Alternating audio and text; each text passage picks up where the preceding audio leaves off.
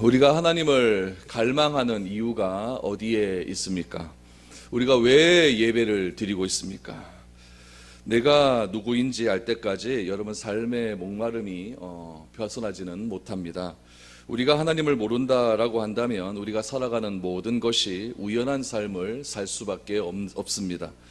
아무런 목적이 없는 그런 존재가 되고 마는 겁니다. 그러나 우리가 하나님을 알아가면서 발견하게 되는 것은 무엇이냐면은 내가 이 땅에서 왜 존재하게 되고 내가 이 땅에서 살아가는 목적이 무엇인지를 하나님을 알물 통해 내가 알게 되는 것입니다. 그런 의미에서 우리가 삶을 살아가는 것도 참 중요하겠지만은 우리가 죽음의 문제가 어떻게 해결되어지고 그 죽음 이후의 삶이 어떻게 또 이루어지는지를 우리가 바로 알아갈 때에 하나님께서 우리에게 주신 이 시간을 하나님이 주신 목적대로 바르게 살아갈 수 있는 것입니다. 하나님께서 왜 나를 이곳에 보내셨고 왜 내가 이 자리에서 예배를 드려야만 하고 또 그 예배드림을 통해서 내가 어떠한 삶을 누리며 살아가야 되는가, 이 물음에 대한 질문은 굉장히 중요한 질문이죠. 그래서 하나님께서 나를 이곳에 보내시고 내가 이 자리에 있는 이유를 바르게 설명해 주시고 그 설명하는 이유에 대한 답을 우리가 성경을 통해서 알아갈 수 있다라고 한다면 내가 살아가는 세상을 바라보는 관점과 삶의 모습은 틀림없이 변화될 수밖에 없다는 것입니다. 오늘 본문 말씀 우리 모세를 부르시는 하나님의 장면이 나옵니다. 내가 나를 부르는 것이 아니라, 중요한 것이죠. 내가 나를 부르는 것이 아니라 하나님이 나를 부르신다라고 하는 것입니다. 하나님이 나를 부르셨다라고 하는 것을 무엇이라고 하냐면 소명이라고 이야기합니다.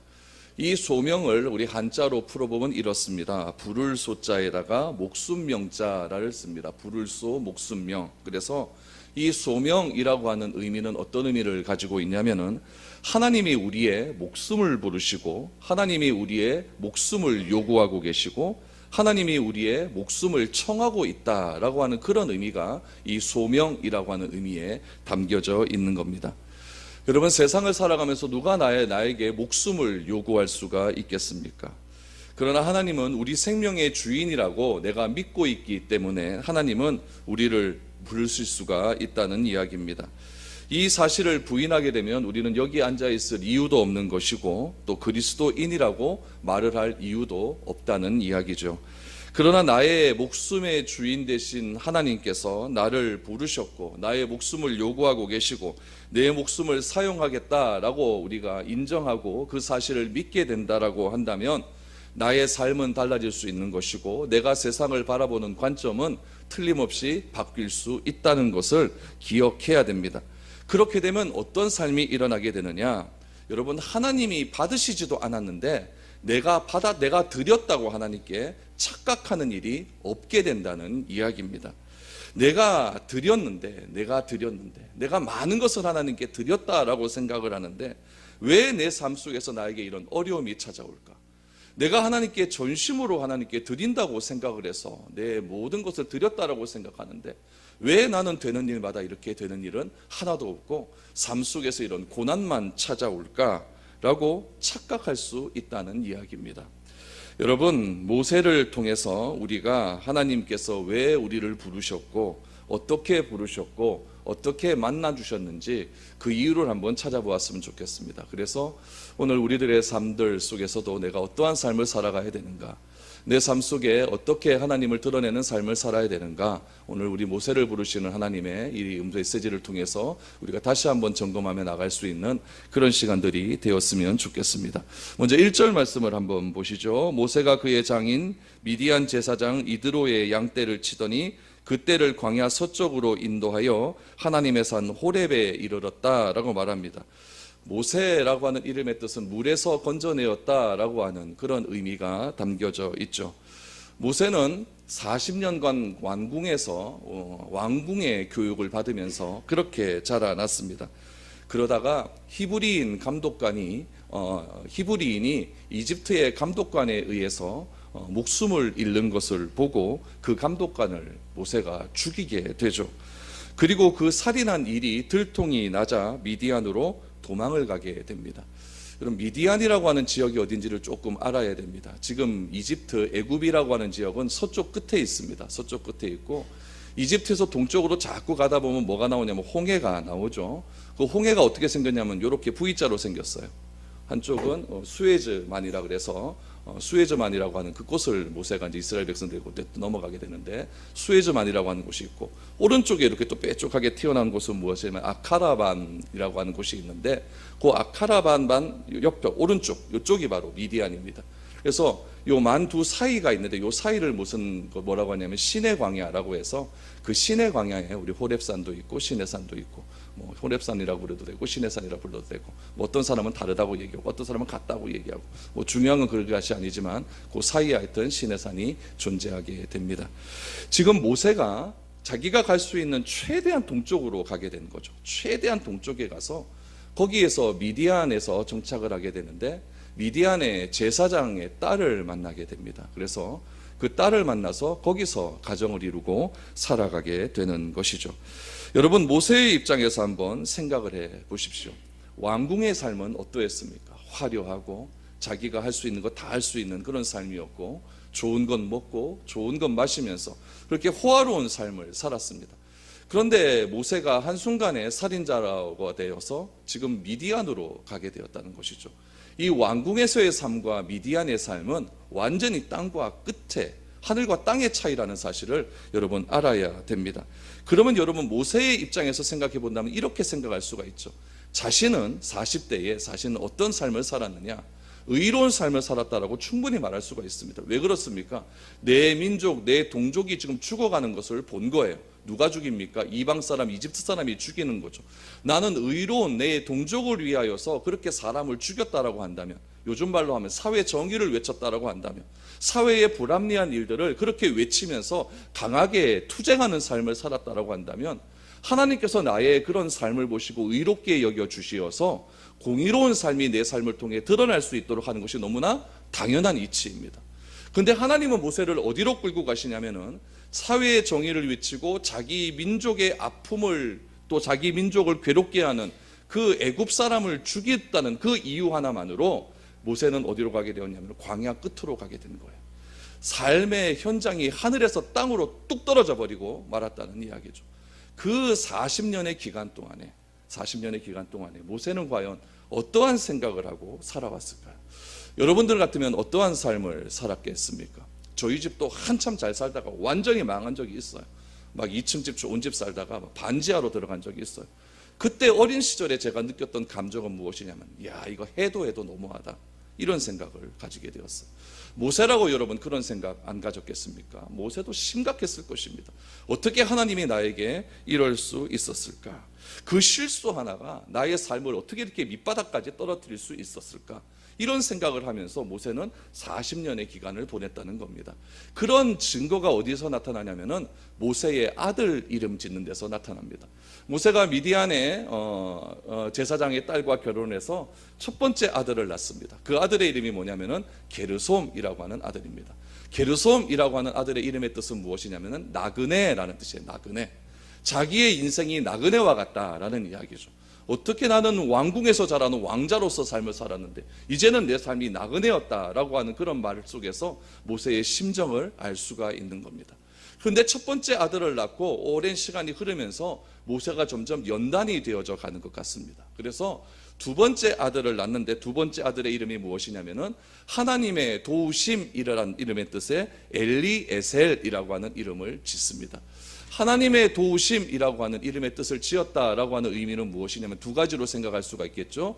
이 광야에서 미디안에서 그렇게 힘들게 삶을 살아가는 모세에게 하나님이 도와주셨거나 하나님의 도우심이 필요하거나 이 둘 중에 하나입니다. 이 두 가지의 목적 때문에 모세는 하나님의 도우심이 필요하다라고 하는 의미에서 둘째 아들의 이름을 엘리에셀이라고 이야기를 합니다. 여러분 게르솜에서 엘리에셀로 바뀐 것을 보아서 모세는 아무튼 그 광야에서 많이 성숙해졌다는 것을 알 수가 있습니다. 더 성숙해졌다라고 하는 것을 우리가 볼 수 있는 내용은 무엇이냐면은 오늘 본문의 1절 말씀입니다. 1절 말씀을 다시 한번 보십시오. 모세가 그의 장인 미디안 제사장 이드로의 양을 쳤다라고 말합니다. 양을 쳤다. 그 양을 쳤는데 양이 치는 그 풀을 찾아서 떠나게 되는데 그곳이 어디였냐면은 광야 서쪽의 호렙이었다라고 말을 하고 있습니다. 여러분 이걸 잘 봐야 됩니다. 모세는 이집트에서 어디로 갔다고요? 동쪽 끝으로 갔습니다. 동쪽 끝으로 갔다가 다시 서쪽으로 온 거예요. 다시 서쪽으로 왔다면 홍해를 건너야 됩니다.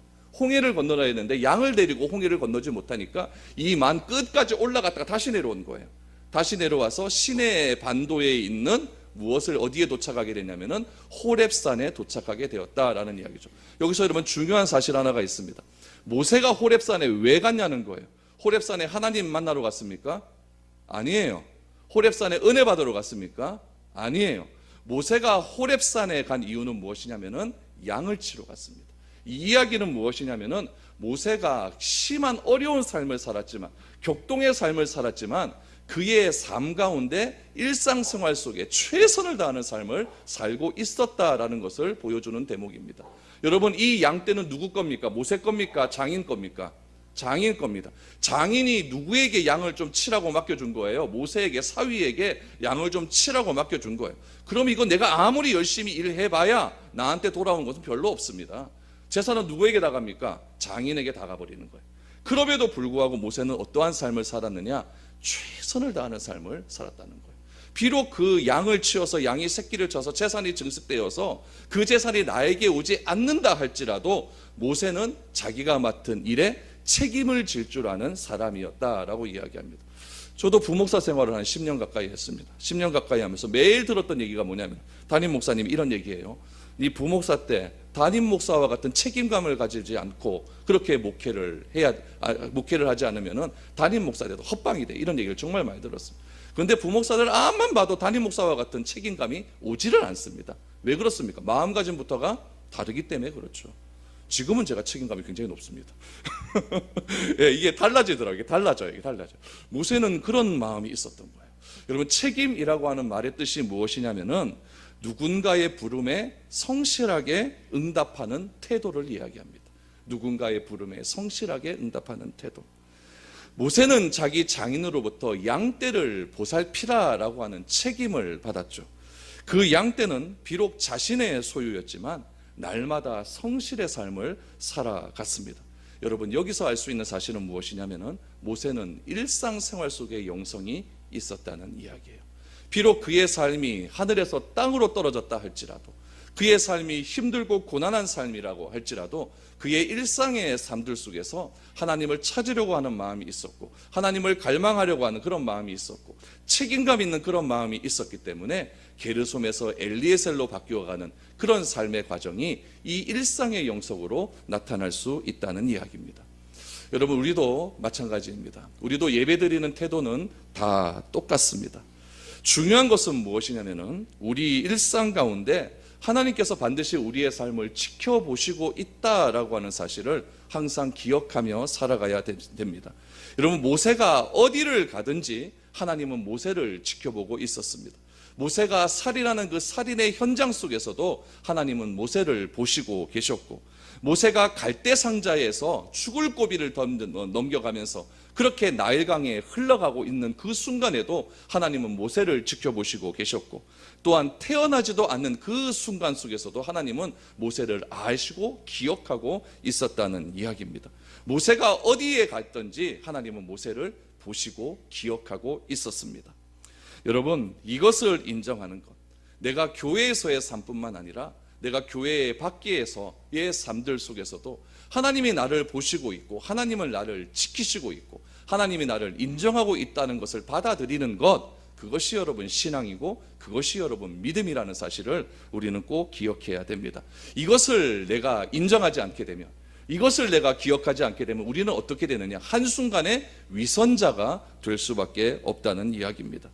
여기서는 하나님을 생각하는데, 내가 교회에서는 하나님을 생각하는데, 예배 드릴 때는 하나님을 생각하는데, 찬양하고 기도할 때는 뭐 꼭 잘된 것 같은 진짜 믿음 좋은 사람인 것처럼 그렇게 행동을 하는데, 교회 밖만 나가버리게 되면은 하나님과 상관없는 그런 삶을 살 수도 있다는 이야기입니다. 하나님은 모세가 양떼를 몰고 가는 그 삶의 여정 가운데에서 하나님께서 모세를 부르시기로 작정해 주셨다는 이야기입니다. 모세가 하나님을 찾아간 것이 아니라 모세의 일상적인 삶 속에서 하나님께서 모세를 찾아오셔서 모세를 부르신다는 이야기입니다. 그 만남이 어떻게 이루어지고 있습니까? 2절 말씀을 보십시오. 여호와의 사자가 떨기나무 가운데로부터 나오는 불꽃 안에서 그에게 나타나시니라. 그가 보니 떨기나무에 불이 붙었으나 그 떨기나무가 사라지지 아니하는지라 라고 말합니다. 떨기나무에 하나님께서 불을 붙이셨습니다. 떨기나무는 여러분 광야에서 흔히 볼 수 있는 그런 나무입니다. 그냥 아카시아 종류의 나무인데 덤불과 같은 그런 나무예요. 덤불과 같은 나무이기 때문에 불 붙여놓으면 잘 탑니다. 아주 잘 타는 그런 나무예요. 그런데 2절 말씀을 보시면 좀 신기한 장면이 등장을 하게 되죠. 더 가시덤불에 그 떨기나무 그 덤불에 불은 붙었는데 떨기나무가 타지를 않는다라는 이야기입니다.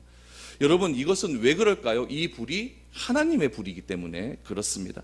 하나님의 불은 불인데 태우지 않는 불입니다. 마가다락방에 성령이 임하셨습니다. 성령이 임하셨을 때 어떻게 임했다라고 성경의 기자는 기록하고 있냐면은 바람처럼 불처럼 임했다고 기록하고 있고 불의 혀처럼 각 사람에게 성령이 임했다라고 기억하고 있습니다. 여러분 이 불로 상징되는 이 성령, 불로 상징되는 이 하나님, 이것이 여러분 우리 몸 가운데 들어오게 되면 우리 몸 가운데 죄악성들이 타기 시작을 합니다. 우리의 몸은 타질 않는데 내 마음 가운데 있는 잘못된 죄성들이 타기 시작하는 거예요.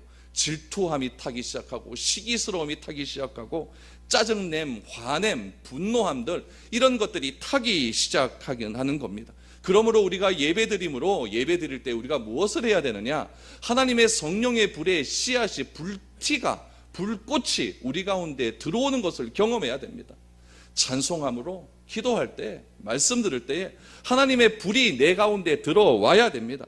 들어와서 내 삶의 잘못된 행동이 무엇인지를 판단할 수 있는 근거가 그 말씀과 기도와 찬양을 드림을 통해서 드러나야 되는 것이고, 내가 이런 삶에서 내가 이제 바뀌어 가야겠다라고 하는 결단이 어디에서 일어나야 됩니까? 이 자리에서 일어나야 된다는 거예요. 이 자리에서 그런 결단을 일어나시고 세상에 나가서 여러분들이 그 결단에 변화된 대로 삶을 살아가는 것, 그게 다가 아니겠습니까? 모세가 본 그 가시덤불 어떠했습니까? 불은 계속 타고 있는데 그름이 없습니다. 그 이파리 하나하나가 타지를 않습니다. 그래서 모세가 너무너무 신기해서 그 타고 있는 떨기나무를 자세하게 보기 위해서 한 걸음씩 다가가기 시작을 합니다. 그때 하나님께서 모세에게 이렇게 말씀을 합니다. 3절부터 보십시오. 이에 모세가 이르되 내가 돌이켜 가서 이 큰 광경을 보리라. 떨기나무가 어찌하여 타지 아니하는고 하니 그때에 여호와께서 그가 보려고 돌이켜 오는 것을 보신지라. 하나님이 떨기나무 가운데서 그를 불러 이르시되 모세야 모세야 하시매 그가 이르되 내가 여기 있나이다. 하나님이 이르시되 이리로 가까이 오지 말라. 내가 선 곳은 거룩한 땅이니 내 발에서 신을 벗으라 라는 메시지를 주셨습니다. 하나님은 불로 타고 있는 떨기나무 가운데로 모세가 조금씩 가까이 가자 하나님은 더 이상 못 오도록 그렇게 막으셨습니다. 그리고 모세를 부르시기 시작합니다. 모세야 모세야 라고 불러주셨습니다.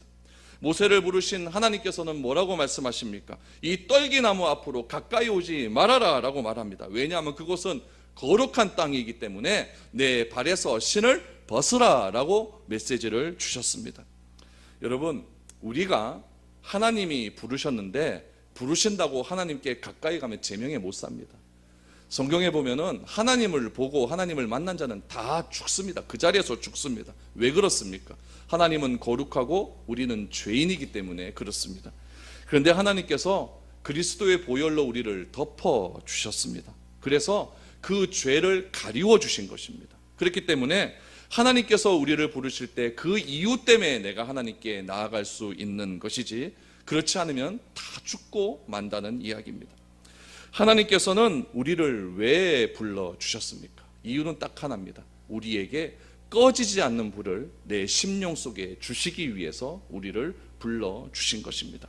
그 불은 어떤 불입니까? 나를 태우는 불입니다. 무엇을 태우는 불입니까? 내 안에 있는 죄를 태우는 불입니다. 그 태우는 불을 하나님께서는 우리에게 주시기 위해서 오늘도 하나님께서 이 자리에 여러분들을 불러주신 줄 믿습니다. 하나님은 모세에게도 마찬가지셨습니다. 그 영원히 타오르는 그 불을 하나님께서는 모세에게 주시기를 원하셨던 겁니다. 그리고 모세에게 가까이 오지 말아라 라고 말합니다. 그곳은 거룩한 땅이기에 내 발에서 신을 벗어라 라고 말을 합니다. 신을 벗는다 라고 하는 말의 의미는 어떤 의미가 담겨져 있냐면은 내려놓다 라고 하는 의미가 담겨져 있습니다. 내려놓다. 무엇을 내려놓아야 될까요? 나의 의지를 내려놓는 겁니다. 내가 할 수 있다라고 하는 욕망을 내려놓는 겁니다. 내 생각과 내 계획을 완전히 내려놓는 겁니다. 어디에서요? 하나님이 타오르는 그 불 앞에서요. 어디에서요? 그 거룩한 땅에서요. 어디에서요? 하나님을 만나는 그 자리에서 내 모든 것을 내려놓는 겁니다. 여러분, 하나님께서 모세를 부르실 때에 특별한 장소에서 부르신 것이 아니라 모세가 일상생활하는 그곳에서 하나님은 모세를 부르셨습니다. 어디 기도원 가서, 어디 유명한 목사에게 기도 받으러 가서 그곳에서 내가 하나님을 만나는 것이 아니라 나의 평범한 일상 속에서, 어떻게 보면은 매일매일 반복되는 그 권태로운 삶들 속에서 하나님은 그렇게 나를 부르시고 있다는 이야기입니다. 그러므로 하루하루 주어진 이 삶을 절대 의미 없이 보내면 안 됩니다. 여러분, 왜 이 장소가 거룩해지냐? 거룩해질 수 있는 이유는 무엇이냐면은 내가 드린 하나님의 그 시간이 거룩하기 때문에 이 장소가 거룩해질 수가 있는 것입니다. 여러분, 내가 삶을 살아가다 피곤할 때도 있습니다. 그래서 쉴 수도 있어요. 그렇지만 그 쉼 자체도 나에게 힘을 주어지는 그런 쉼이 되어야 되지, 무의미하고 막 나가는 그런 쉼이 되어서는 안 된다는 이야기입니다. 모세는 자신의 삶 속에서, 모세는 또 그 호렙산에서 무엇인가 이상한 것을 보기 시작합니다. 그것은 불에 타는 떨기나무였습니다. 떨기나무를 모세는 주목하기 시작을 한 겁니다. 그래서 모세는 떨기나무를 보고 좀 자세히 보기 위해서 가까이 가기 시작을 합니다. 여러분, 성령을 받은 사람, 하나님을 알고자 하는 사람, 하나님께서 주시고자 하는 은혜를 살려고 하는 사람들에게는 어떤 삶이 나타나게 되냐면은 그냥 지나치지 않습니다.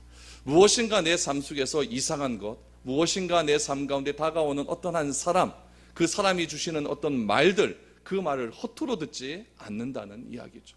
여러분, 성령의 충만을 받은 베드로를 보십시오. 베드로가 성전에 올라갑니다. 성전에 올라가서 성전 미문에 앉아있는 안전뱅이를 하나 보게 됩니다.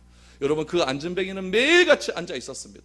베드로도 성전에 얼마나 오르락 내리락 했겠습니까? 그런데 성령의 충만함을 받고 난 뒤에 성전에 올라가다가 누구를 보게 되냐면은 성전 미문에 앉아있는 안전뱅이를 보게 되는 겁니다.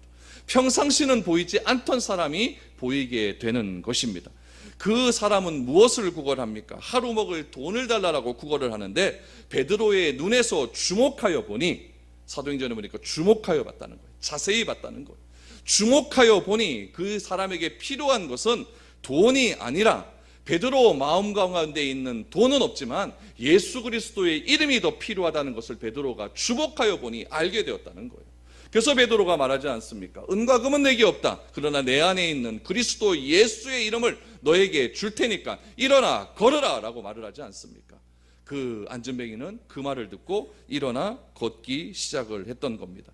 거지에게는, 그 안전뱅이에게는 걸어갈 수 있는 의지가 필요했던 것이고, 그 의지를 누군가 불태워줄 수 있는 그런 사람이 필요했던 것인데 아무도 그 거지에게, 그 안전뱅이에게 이런 말 해주는 사람은 없었다는 겁니다. 무엇만 주었습니까? 그냥 하루 먹고 살 수 있는 돈만 던져주고 갔다는 이야기예요. 베드로는 그 의지를 무엇이라고 이야기합니까? 바로 예수 그리스도다라고 이야기를 했던 겁니다. 여러분, 여기에 왜 오셨습니까? 어떤 사람은 돈 때문에 온 사람도 있습니다. 어떤 사람은 자신의 미래 때문에 온 사람도 있습니다. 어떤 사람은 자신의 자녀 때문에 온 사람도 있습니다. 그러나 하나님이 우리를 이 자리에 불러주신 이유는 돈도 자녀도 뭐도 아니라 무엇 때문에 불러주셨다고요? 꺼지지 않는 불을 우리에게 주시기 위해서 이 자리에 불러주셨다는 이야기예요. 우리들이 불을 받게 하기 위한 것이 가장 큰 목적이라는 이야기입니다. 여러분, 그래야 하나님의 일을 합니다. 그렇지 않으면 우리가 하는 모든 일들은 교회에서나 밖에서나 다 사람의 일밖에 될 수 없다는 이야기예요. 여러분, 자세히 한번 생각을 해보십시오. 모세에게 하나님께서 사람의 일을 맡겨주시고자 작정을 했다고 한다면 몇 살 때 맡겨주는 게 좋습니까? 40대 맡겨주는 게 좋습니다. 모세가 왕궁에 있을 때 맡겨주는 게 훨씬 좋죠. 그때는 영향력도 있고 지위도 있고 돈도 있고, 그러니까 그 일을 맡겨주기에 딱 좋은 때가 언제였냐면 모세가 왕궁에 있을 때입니다. 그런데 지금 모세의 나이는 몇 살입니까? 80이 되었습니다. 80 노인에게 무슨 일을 시킬 수가 있겠습니까? 여기는 80 노인 없습니다. 80 노인에게 무슨 일을 시킬 수가 있겠습니까? 혈기왕성할 때, 내가 좀 잘 나갈 때 시키면 얼마나 좋겠습니까? 그런데 하나님께서는 모세에게 사람의 일을 시키는 것이 아니라 무슨 일이요? 하나님의 일을 시키기 위해서 몇 살 때 부르냐면은 80에 부르시는 겁니다. 하나님은 모세가 가장 혈기가 왕성할 때, 내가 무엇인가 할 수 있다라고 생각을 할 때, 내가 가장 능력이 많다고 생각할 때, 내 정도의 영향력이나 내 정도의 확력이면은 무엇이든지 다 할 수 있다라고 생각할 때, 그때 모세가 한 일은 무엇이냐면은 사람을 살리는 일이 아니라 사람을 죽이는 일이었습니다. 내가 무엇을 하겠다고 하는 생각이 불같이 들 때 우리가 해야 할 일은 무엇이냐면 한 템포 쉬어가는 겁니다. 왜 하나님께서 나에게 이렇게 막 불붙는 열정을 주실까? 한 템포 쉬어가는 겁니다. 여러분, 교회는 일하러 오는 것이 아닙니다. 교회는 떨기나무 보러 오는 것입니다. 하나님을 만나러 오는 것이죠. 말씀 속에 임한 하나님, 나의 찬양 속에 임하시는 하나님, 나의 간절한 기도 속에 임하는 하나님, 그 하나님이 불로써 나에게 임할 때 그 불을 내가 움켜잡고 내가 새로운 결단을 하기 위해서 오늘 이 교회에 오는 것 아니겠습니까? 하나님의 말씀 속에서 소명이 임하기 시작합니다. 여러분, 일은 어디서 하는 겁니까? 세상에서 하는 겁니다. 밖에서 하는 겁니다. 이 불이 나에게 오면 가만히 있지 못합니다. 한번 붙으면 영원히 지속되는 것이 하나님의 불이라는 이야기예요. 모세가 불을 받아서 앞으로 할 일을 할 수 있는데 그 불을 주시는 시점이 언제였느냐? 가장 잘 나가는 시점이 아니라는 거예요. 가장 왕성한 시점이 아니라는 거예요. 모세가 가장 자신이 있었을 때 그렇게 하나님께서 불을 주신 것이 아니라 인생의 갈등이 가장 심할 때, 내가 지금 이 상태로 해서 뭐 하겠나라고 하는 그런 생각이 들 때, 가장 낮은 곳에 있을 때, 아무것도 할 수 없다라고 하는 그런 생각이 들 때, 그때 하나님께서 나를 만나 주셔서 불을 주신다는 이야기입니다. 그러므로 하나님께서 나를 만나 주시는 때는 언제입니까? 내가 아무것도 할 수 없다라고 손을 번쩍 들 때, 그때 하나님께서 나를 만나 주십니다. 그때 하나님께서 어떻게 만나 주십니까? 4절을 보십시오. 모세야, 모세야. 여러분, 하나님께서 모세를 부르실 때에 이름을 한 번 부르신 것이 아니라 몇 번 부릅니까? 2번 부릅니다. 하나님께서 모세야, 모세야라고 2번 부르시는 것은 이제 하나님의 때가 되었다라는 이야기입니다. 그리고 모세를 부르심으로 하나님의 계획은 완성되었다라는 것을 의미합니다. 여러분, 하나님께서 나를 부르십니다. 하나님께서 우리 교회를 부르십니다. 하나님께서 모세를 부르십니다. 그러면 하나님께서 우리를 부르실 그때에부터 하나님께서 계획이 시작되겠습니까? 절대 그렇지 않습니다. 하나님이 나를 부르신 그 순간부터 계획은 완성되어 있습니다. 나는 무엇만 하면 됩니까? 하나님의 이끄심에 따라서 순종만 하면 되는 겁니다. 그러면 완성되어 있는 그곳에 안착할 수 있게 되는 것입니다. 여러분, 하나님은 시간과 공간이 없는 분 아니십니까? 하나님은 시공간을 초월하시는 분입니다. 그렇기 때문에 잘 알아야 될 것은 무엇이냐면은 하나님은 과거도 없고 현재도 없고 미래도 없습니다. 그냥 하나님은 존재 그 자체이십니다. 우리는 그런데 이것이 잘 이해가 안 돼요. 에베네셀의 하나님, 여호와 임마누엘의 하나님, 여호와 이레의 하나님인데 과거가 없다라고 말하노? 그거는 여러분 우리 입장에서의 하나님이죠. 내가 과거에 하나님께서 나를 도우셨던 하나님이고, 지금 나와 함께 하시는 하나님이고, 앞으로 장차 함께 하실 하나님이죠. 그러나 하나님의 입장에서 보면 과거도 없고 현재도 없고 미래도 없어요. 그냥 하나님은 존재 그 자체시고 그냥 시간과 공간 자체의 개념이 없으시는 그런 하나님이십니다. 하나님이 나를 부르셨다고 하는 것, 그것은 하나님의 계획은 이미 완성되어 있다는 것을 전제한다는 이야기예요. 왜 모세야, 모세야 라고 부르십니까? 이유는 분명합니다. 하나님이 모세를 알고 있기 때문에 부르시는 것입니다.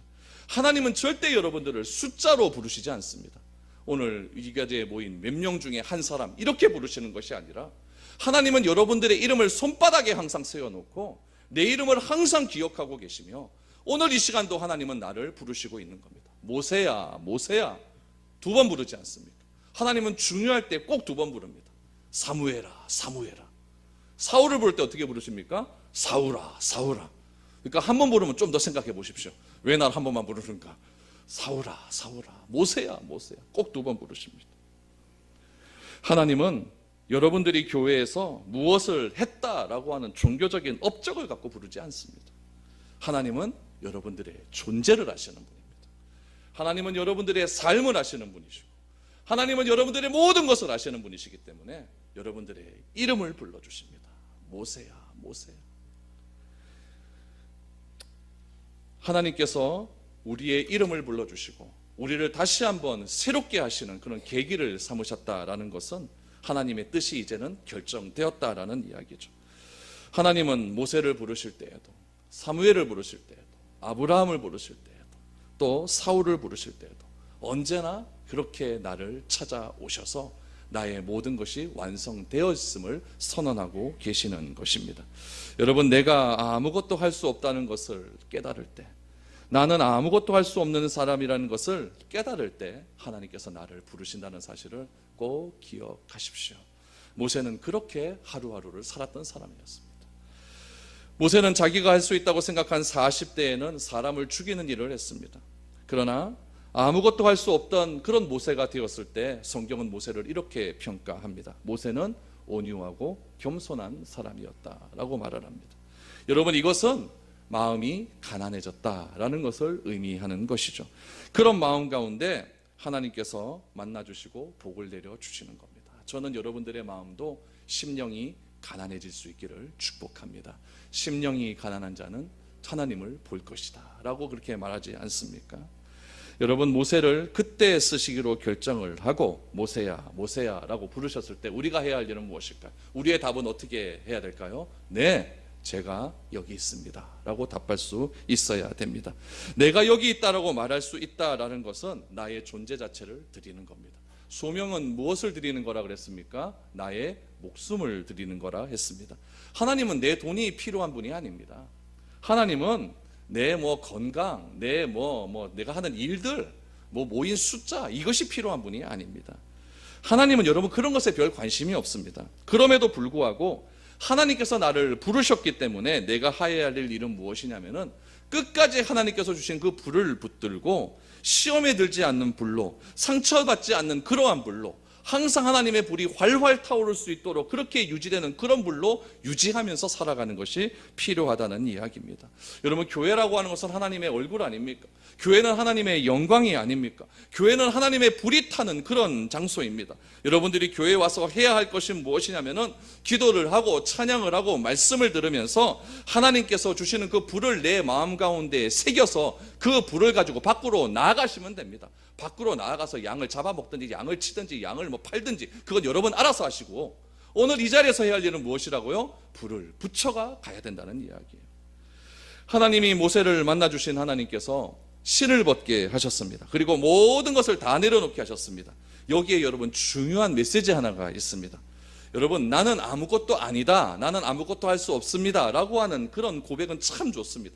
그런데 여기서 더 나아가서 우리 사람은 꼭 이런 말을 해요. 나는 아무것도 안 하니까 아무것도 안 하겠습니다, 이런 말을 해요. 나는 다 하는데 아무것도 아니니까 내가 할 것이 무엇이 있겠습니까? 여러분, 내 신을 벗어라 라고 하는 핵심적인 가치는 무엇이냐면은 나는 아무것도 아닙니다 라고 하는 것과 나는 아무것도 안 하겠습니다 라고 하는 이 두 가지를 다 벗어버리는 거예요. 두렵지만 해야 됩니다. 하고 싶지 않지만 하나님께서 부르셨기 때문에 해야 되는 겁니다. 저라고 여러분 여기서 이렇게 떠드는 거 하고 싶겠습니까? 저도 나가서 놀고 싶죠. 그렇지만 하나님이 부르시기에 하는 겁니다. 여러분, 이것을 꼭 기억하시기를 바랍니다. 하나님이 나를 부르실 때 그 부르심에 대한 모든 준비는 되어 있다, 안 되어 있다? 되어 있다는 사실을 기억하십시오. 저는 이 말씀을 이번 주에 준비하면서 이런 생각이 들더라고요. 하나님께서 미래로 교회로 나를 부르셨구나. 그럼 나를 부르신 것은 분명히 하나님께서 완성되었다라는 것을 전제하시고 나를 부르셨구나. 그것이 무엇일까? 오늘 이 자리구나. 오늘 이 자리구나. 그러기에 오늘 이 자리에서 메시지를 증거하고 하나님의 말씀을 증거하는 이 일주일의 삶을 보다 더 열심히 살아야 되겠구나. 보다 더 준비된 삶을 살아야 되겠구나. 말씀 한 점 더 읽어서 그 말씀이 오용함이 없도록, 잘못된 메시지가 안 되지 않도록 그렇게 좀 더 꼼꼼하게 살펴서 그렇게 준비하는 마음으로 일주일을 보내야 되겠구나, 이런 마음이 들더라고요. 그런 마음이 들 때 하나님께서는 저를 또 만나 주시는 거죠. 상진아 그렇게 만나 주실 때 하나님, 나는 아무것도 못하지만 하여튼 해보겠습니다. 이런 마음으로 나아가는 겁니다. 여러분, 하나님께서 나를 부르시는 준비가 되어 있어서 그렇게 나를 불러주시고, 나를 불러주심으로 사람의 일이 아니라 하나님의 일을 하십니다. 그럼 여러분, 하나님의 일이 과연 무엇일까요? 여러분, 이것을 잘 알아야 됩니다. 여러분, 하나님의 일은 무엇이냐면 내가 할 수 없는 일입니다. 내가 할 수 없는 일이라고 하는 것은 무엇이냐면 눈에 보이지 않는 일입니다. 여러분, 눈에 보이지 않는 일이 무엇일까요? 우리는 죽었다 깨나도 하나 되지 못합니다. 여러분, 여기에 뭐 한 40명 이렇게 모였는데 여러분 모두가 하나 될 수 있다고 생각합니까? 이거는 죽었다 깨나도 안 되는 일입니다. 3명만 모여도 하나가 안 됩니다. 부부지간엔 하나 됩니까? 맨날 싸우잖아요. 그것도 안 되는데 이게 하나 된다고요? 이거는 사람으로서는 할 수 없는 일입니다. 그러나 이 교회가 하나 될 수 있는 일은 누구의 일이기 때문에? 하나님의 일이기 때문에 하나 될 수 있는 겁니다. 사랑하는 일, 그거 가능합니까? 안 됩니다, 그것도. 그러나 하나님의 일이기 때문에 우리는 서로 사랑할 수 있는 것입니다. 여러분, 서울에 한번 가보십시오. 저 잠실 롯데타워 보고 저는 막 그 밑에서 이렇게 보다가 막 목 디스크 걸린 줄 알았네요. 얼마나 높은지. 그거 하나 누가 만들었습니까? 사람이 만들었잖아요. 사람이. 요번에 화성에 뭐 신세계에서 뭐 1조 몇천억 들여가지고 뭐 디즈니랜드보다 더 좋은 거 하나 만들었는데요. 그거 누가 만듭니까? 사람이 만들어요. 그러나 내 진정한 성전인, 진정한 교회인 내가 똑바로 세워져서 하나님의 뜻에 맞는 그러한 삶으로 변화되어져 가는 것은 사람으로서는 죽었다 깨어나도 되는 일이 아닙니다. 누구로서 가능합니까? 하나님으로 가능한 겁니다. 그렇기 때문에 하나님께서 오늘 나를 불러주셔서 하나님의 몸된 성전인 내가 변화되어 이 세상에 나아가서 그 성전으로서의 삶을 누구에게? 세상 사람들에게 드러내는 삶을 살라고 오늘 이 시간 불러주신 겁니다. 그 사명 잘 감당하면 됩니다. 하나님의 우리를 부르신 이후에 하나님의 계획은 완성됐다, 안 완성됐다? 완성되었어요. 그 과정 속에서 어려운 일이 있습니까, 없습니까? 있죠. 다 누구 때문에? 나 때문에. 내가 순종 안 하니까 자꾸 어려움 오는 거죠. 그러나 그것마저도 하나님께서는 합력하여 선을 이루셔서 결국에는 그 마지막 장소까지 이르게 하시는 분이 하나님이라는 사실을 기억하시기 바랍니다. 이 말씀을 다 하시고 하나님께서 모세에게 비전을, 사명을 주십니다. 여러분, 10절과 12절 우리 같이 한번 읽어보죠. 출애굽기 10절에서 12절까지 같이 읽어보겠습니다. 시작. 이제 내가 너로 바로에게 보내어 너에게 내 백성 이스라엘 자손을 애굽에서 인도하여 내게 하리라. 모세가 하나님께 아뢰되 내가 누구이기에 바로에게 가며 이스라엘 자손을 애굽에서 인도하여 내리이까? 하나님이 이르시되 내가 반드시 너와 함께 있으리라. 내가 그 백성을 애굽에서 인도하여 낸 후에 너희가 이 산에서 하나님을 섬기리니 이것이 내가 너를 보낸 증거니라. 아멘. 하나님이 모세를 부르신 이유를 딱 한마디로 정의하고 있습니다. 12절에 보니까 애굽에서 인도하여 내서 이 산에서 너희가 예배하는 백성이 되게 하리라. 아멘. 이것이 하나님께서 모세를 부르신 이유입니다. 하나님께서 여러분을 왜 불러주셨습니까? 이 자리에서 예배하는 사람이 되라고 불러주신 겁니다. 하나님이 여러분을 왜 불러주셨습니까? 여러분 직장 가서 예배하는 삶 살라고요. 하나님이 여러분을 왜 불러주셨습니까? 여러분 가정에 가서 예배하는 삶 살라고요. 꼭 예배하는 삶이 찬송 부르고 기도하고 설교 듣고 기도하고 뭐 이게 예배의 삶이 그거 아니에요. 무엇이 예배의 삶이라고 했습니까? 선택할 때 하나님의 선택의 기준을 가지고 선택하는 거. 너는 왜 그렇게 선택하느냐? 다른 사람은 다 돈 가고 그렇게 따라가는데 너는 왜 돈을 따라가지 않고 왜 그렇게 어리석은 삶을 선택하느냐? 이것이 예배의 삶입니다. 모세는 도무지 이해가 되지 않았어요. 지금 그 장소는 어떤 장소였습니까? 모세가 먹고 살기 위해 온 장소였어요. 양떼 치러 온 장소였어요. 그러나 하나님은 그 먹고 살기 위해서 애쓴 그 장소에서 하나님이 모세를 부르신 이유는 그 장소가 예배하는 장소가 되기 위해서 부르셨다라는 이야기입니다. 저는 여러분의 직장이 예배의 터전이 될 수 있기를 축복합니다. 여러분의 가정이 예배의 터전이 되십시오. 여러분이 운전을 할 때 예배의 터전이 되십시오. 여러분이 식사할 때도 예배의 터전이 되십시오.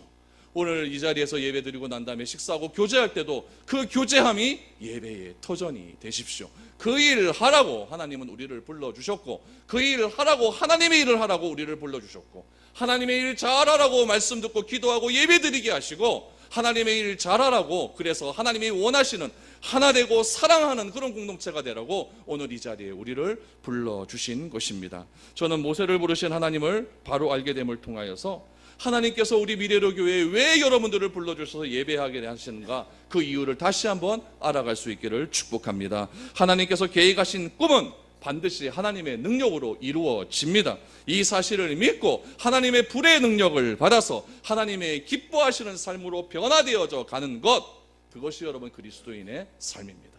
나머지는 그 이유입니다. 나머지는 그 이유예요. 이것이 집중되어질 때에 내가 먹고 사는 문제도 의미가 있는 것이고, 자녀를 키우는 것도 의미가 있는 것이고, 교회에서 목사하고 장로하고 집사하는 것도 의미가 있는 것이지, 이것이 되지 않고 무엇은 뭐 하려고 해요? 하나님이 주신 이 메시지 오늘 잘 기억하시고, 오늘 불을 받았습니까? 그 불 받아가지고 세상에 나가서 그곳에서 예배하는 공동체로서의 삶이 여러분들의 삶 가운데 충만해져 나갈 수 있기를 주님의 이름으로 축복드립니다.